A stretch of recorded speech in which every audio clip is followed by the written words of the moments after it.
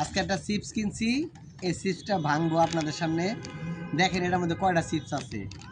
আমি এটাকে দুই দিকে সংজ্ঞায়িত করতে পারি যে টাকার মান কোথায় পৌঁছাইছে আর আসলে টাকার মূল্যটা কোথায়। দেখেন জিনিসের মূল্য বেশি নাকি টাকার মূল্য বেশি। ভিডিওটা লম্বা না করে আমি ভাঙতাছি। দেখেন এটা কোম্পানি কোনো ফ্যাক্ট না, এরকম আরও বাজারে অনেক কোম্পানি আছে, তাদের চিপসও একই অবস্থা। আমি জাস্ট একটা আনছি, এটা আমি ভাঙবো এখান থেকে।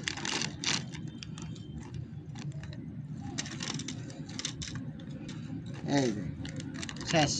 এই যে দেখেন এটার ভিতরে আর কোনো চিপস নাই। এই যে কয়টা হয়েছে দেখেন, 1 2 3 4 5 6 7 8 9 10 11 12 13 14 15 16 17 18 আর এই যে এল বাঙ্গা 18.5টা কেক চিপস আমরা 10 টাকাতে কিনলাম।